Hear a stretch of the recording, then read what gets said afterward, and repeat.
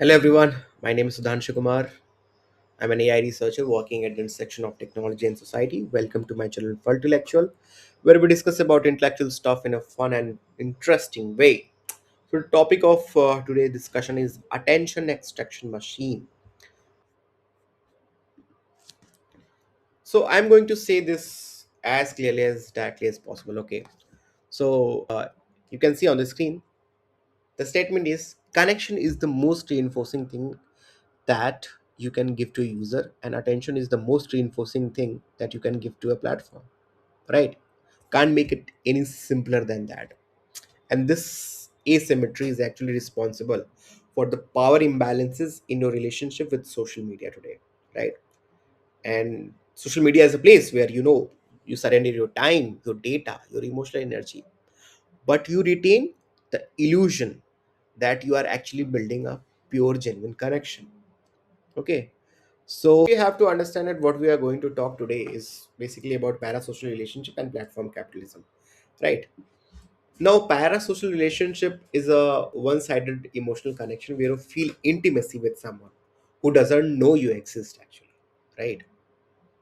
And this seems like a very new term, but eventually, or in fact, it's not something very new which has came into the age of social media. The term parasocial relationship was actually coined in 1950s, which was used to describe how TV viewers used to develop feelings of friendship with a talk show host. I mean, you remember a lot of talk show hosts in late 90s and late 2000 where people were like very crazy about them, where people used to wait that, yeah, when this talk show will come. They were like, you remember, I mean, and same thing is happening today. So, what was actually the curiosity in the television era has become the foundational business model of every social media platform today.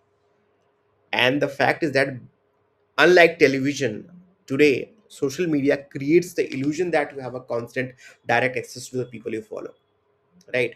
And this is happening because you relate with them at such a level because the kind of content they post. You see their breakfast, the workout they are doing, their vulnerability, all these stuffs, right? I mean, this becomes very dystopian in some way.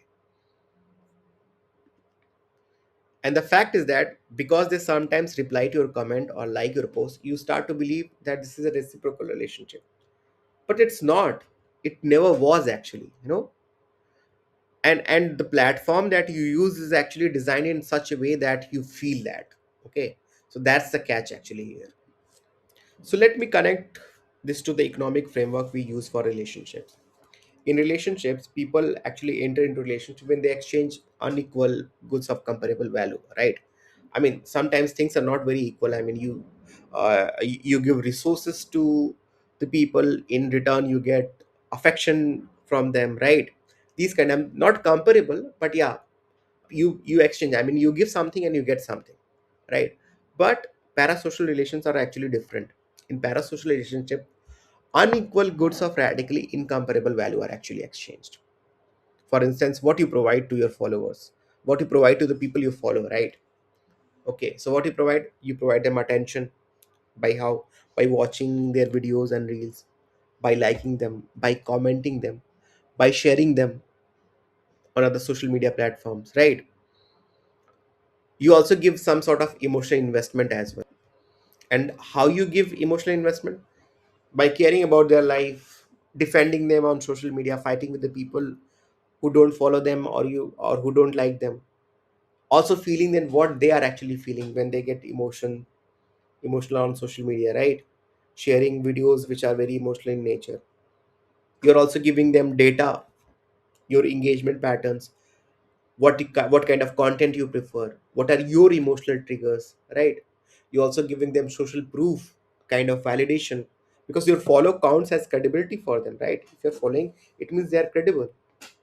But what the creator is actually providing you in return, okay, it's just like parasocial availability, that it's just an illusion that they are actually accessible. So sometimes it's occasional acknowledgement, sometimes they just like or reply or just give you a shoot out, you feel that wow, this is something very big, right? Emotional performance as well, right? Sometimes they become vulnerable, You think that, okay, wow, this guy is like me actually. Sometimes they become very humorous, make you laugh, or like you just create some kind of relatability, right? So this is something very incomparable in comparison to what you provide, right? And here is the key actually. You experience this as a meaningful correction, actually. But on the other hand, the creator experience this as a content distribution and audience management only, nothing more than that. And that's the asymmetry here. You think you are in relationship, and they know that they are running a business. And the platform is extracting value both of you. Okay, so this is something very simple. Now let me give you a very concrete example of how this work actually. And this directly comes from the relationship dynamics. It has been seen that when a female influencer reveals she has a boyfriend, she often sees a massive drop in male followers actually. And why this happens? Because the parasocial fantasy just shattered. Those men weren't following her for cooking tips or fitness advice. They were following her because they had developed a parasocial relationship based on fantasy of mutual interest and potential connection. They just wanted to see her from different angles or in different outfits, or just in some vulnerable moments, right? So that's the reality. They don't want to see her hanging off some other guy, right? And it's just, I mean, that was the point, to see her hanging off with some other guy. It would be better to go and watch an adult film, right? So that's the case. The more the content centers on her relationships after she reveals that she has a boyfriend, the less valuable the parasocial fantasy becomes, and that's why they leave, you know. And this reveals something very crucial. The platform's business model actually depends on maintaining that parasocial illusion. So how the platforms extract value here? Now let me show you the three-layer extraction model that platforms actually use. Most people think parasocial relationship are just between users and creators, but that's incomplete. There are actually three parasocial relationships happening simultaneously. Layer 1, you first develop an emotional bond with the creator. You watch their daily stories, their behind the scenes content, their raw and unfiltered moments. Then you reply to your comments occasionally. Okay, they do some question and answers, they ask your opinions. This creates the feeling that you know them personally. But here's the reality, bro. If you disappeared tomorrow, they would never notice, because you are not a friend, you are just an audience member. Okay, you are just one person out of the million followers they follow, right? The second parasocial relationship is between you and the algorithm, and this is even more insidious. Research has shows that, I mean, different researches has happened over this issue, and found that users feel understood by algorithms that predict their preferences. The platform shows you exactly what you want to see before you even like really understand in your mind that what you want to see, right? It finishes your searches, it recommends videos you don't know that even existed, but you can't stop watching. It knows your mood. I mean, it knows your mood better than your family and friends. And this is what actually creators researchers call that algorithmic intimacy. It's a feeling that platform knows you better than you know yourself. And just like the para social relationship with the creator, this relationship is also one sided. The algorithm doesn't care about you. The algorithm is not living, I mean, it's not a living being actually. Okay, it just care about you being engaged long enough on the platform so that you can see the ads and revenue can be generated. But it feels like care, it feels something like understanding, it feels like connection. And that's the design actually, that's the quality of a good design. The third layer is where the platform extract value from both relationships. The platform monetizes parasocial bonds in three ways. First, by selling your attention to advertisers, right? Every minute you spend watching a creator contents is the minute the platform can serve you targeted ads. I mean, the longer you will stay on the platform, the more ads will come, and more ads will come, and more revenue will be generated. Second, by extracting behavioral data to refine manipulation. Every like, every pause that you take while watching the video, or every rewatch, it tells the algorithm how to keep you hooked. Actually, this is a data which is being generated behind the platforms at a very multiple level, and it is just shown in the graphs that, yeah, where you watched more and where you have given more attention to the video, right? And the third point, the idea is to keeping you engaged through intermittent reinforcement, right? Like with likes or notification or replies or comments, right?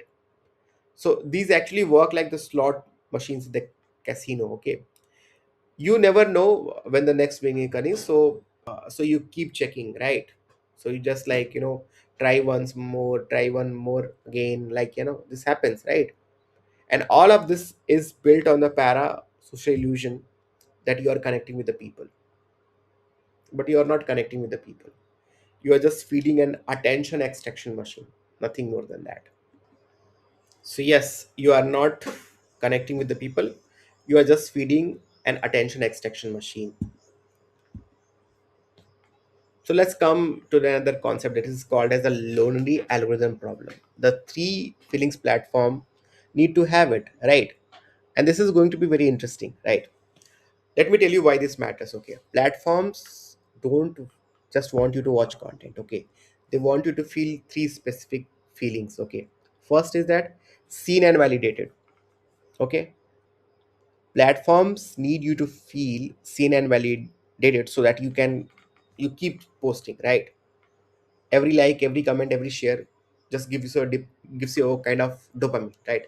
And the platform knows this, so it rations how those hits carefully. Okay, just enough to keep you coming back, but not so much that you feel satisfied. Okay, because once you feel satisfied, maybe you will not come back.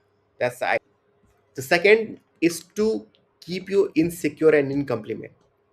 Okay, if you feel insecure and incomplete, what happens is that you keep consuming. Okay, you scroll through the feed and see everyone is living a better life, right? Everyone is traveling, everyone is looking better, everyone is happy, right? And you think, what I am actually missing? So you keep scrolling, looking for answers, looking for connection, looking for validation, but the algorithm will never give you enough to feel complete actually. Okay, because if you feel complete, you would log off. Okay, once your needs are met, you will, like, okay, let me go back. The third is that you are actually connected through algorithms, not people. And this is the most important part. Platforms need you to socially connected through algorithms, not through actual human relationship. Because if you depend on the platform for connection, you can't leave. This is what researchers call the lonely algorithm problem. Okay, it is a phenomena. I mean, if you have to understand and what is lonely algorithm problem, it is a phenomena where people feel more connected to algorithms than to actual humans, right? They trust Netflix recommendation more than their friends movie suggestion. I mean, if Netflix is recommending some movie, you feel that this will be better than what my friends, I mean, my friend is just a stupid guy, kya hi pata hai usko, I mean, what does he know actually?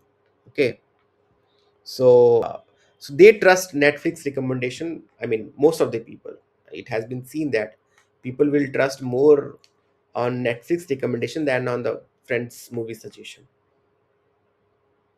They've also, I mean, there is these kind of things are actually are in every social media platform. Even in TikTok there is a page, for you page, right? And you will look into that, I mean, to understand, to see that what algorithm is actually recommending. So by this you feel more seen by an algorithm than by the people in your own life, your family or friends. Okay, and this is actually not by accident, this is the business model. So let's discuss who has the power actually here. I mean, who has the power, who has the real power? Okay, I mean, uh, here exists an optionalities asymmetry, but who really holds the power? Let bring the power dynamics which exist in common relationships. Okay, in relationships we have seen that the people who retains the optionality while eliminating the other person's optionality holds the power, right? If there are two people, a girlfriend and boyfriend is in a relationship, and if girlfriend has a lot of options outside the relationship and boyfriend doesn't have, the girlfriend will be more powerful, and vice versa actually. And that's what is actually happening there. What's happening with users that they are actually surrendering their optionality. You can't, and I mean we have seen in the platforms that you can't switch platforms easily because your network is locked in. I mean, most of the people that you are connected with you or you follow are on that platform only. Similarly, you can't export your followers or your content history. I mean, if there is one platform on which you do a lot of stuff, you can't export to the other platform. So you become dependent on algorithmic distribution of that platform to reach to the people. Okay. On other hand, what happens with the platform is that platform has 100% optionality. It can change the algorithm anytime. We have seen that YouTube changes algorithm sometimes, and the people who don't have any followers get a lot of followers, and the people who have a lot of followers don't get any further followers. It's just the algorithm changes every time and things change at the YouTube, right? We have seen that. The second is that it can sell your data to the third parties. Okay, whatever the data you are generating for the platform, it is not going to just keep it idle. Okay, it is going to sell it to the third parties, and you don't know. Maybe you will know what you can do because you have signed the form. Okay, it can also demonetize you. It can it can just actually ban you, put you to off the platform, kick you off entirely. Okay, so this is a possibility, and it happens. Sometimes your channel is flagged, or like, some content moderation employee think that your channel is not appropriate, so you're just signed off. Okay, and just like in a relationship where one person has all the power, the platforms can raise prices without losing you. Okay, and what does raise prices looks like on platform is like, you will see more ads right now. You can see that Amazon Prime in India is actually, if you want to watch a show, you have to see a lot of ads. Earlier it was not. Okay, it can also result into worse organic reach, forcing you to pay for visibility. If you want to pay, if you want to get visible, you have to pay. Now YouTube has something like that. Okay, if you want to reach out to wider audience, you have to pay. More invasive data collection, more addictive design features, less control over what you see. These are the things that are actually like raising prices, and you have to accept it. Why? Because you are already emotionally invested. So the parasocial relationship you have built with the creators, with your audience, or the algorithm itself are too valuable to walk away from. I mean, you cannot go anywhere. Where you will go? Because you are not going to get the same kind of things anywhere. Okay, so that's the idea. So what do we do about it? Okay, what do you do about this? So this is the only thing that we can do in this context is that I'm not saying that parasocial relationships are actually inherently bad. They are not. Okay, feeling connected to a creator's story can be meaningful. Okay, no problem in that. Algorithms can generally help you discover things that you love. Okay, oftentimes we discover things which are very good for us, but you have to be honest about what these relationships actually are. So for that, there exist three rules. Rule one: recognize the asymmetry. If someone doesn't know your name, you are not in relationship with them. You are in their audience. Okay, that's fine. Just don't confuse the two. Okay. Second, audit your emotional investment. Ask yourself, if this creator, this platform, this algorithm disappeared tomorrow, how would you feel? Okay. If the answer is devastated, oh my god, I cannot live without this platform or creator, you have outsourced too much of your emotional well being to something that doesn't care about you. And rule third is building real optionality. Don't let one platform own your entire social life. Okay, diversify. You should have your email list. It's not that, yeah, you have all the contacts on one platform, and you cannot be like, if that platform goes, you lose all contacts. Okay, so you have to diversify. You should have phone numbers. You should have in-person relationships. Okay, so this is not something that you should just depend on one place. The more optionality you have, the less power any single platform holds over you. Okay, and remember one thing: no one surrenders power willingly. Platforms will never voluntarily make it easier for you to live. You have to build that escape route for yourself. All right, so that's the conclusion here. So if we have to create a kind of optionality for us, we have to create options from today only. because it may happen that at some point of time the platform thinks that, yeah, or the platform gets banned for whatsoever reason, and you feel, because it has been seen in cases of TikTok. Once TikTok got out of the market, I mean, a lot of platforms, a lot of creators on TikTok were like, okay, where should we go? We don't know. I mean, people lost their livelihoods in just day one. So let's come to the conclusion. Okay, all right. So we have to understand that parasocial relationships are one-sided emotional connections where you feel intimacy with someone who doesn't know you exist. Okay. Social media platforms have turned into a three-layer extraction model. You bond with the creators, you bond with the algorithms, and platforms monetize both. And the result is that users feel seen and validated, but insecure and complete, and more connected to algorithms than to the actual people. This is the current scenario. And this creates an optionality asymmetry where platforms holds all the power and you just have very less power. Okay. And in just like in any relationship, the one with the optionality set the terms, and here the social media platforms have the terms and conditions, right? So this was all my discussion on this issue. What do you think? So this actually fits in your experience or not? Let me know in the comments below, and send this to someone who think that, yeah, who will be a possible person to have a digital relationship with someone. Okay. So this was my lecture, and I hope you will like it. Thank you.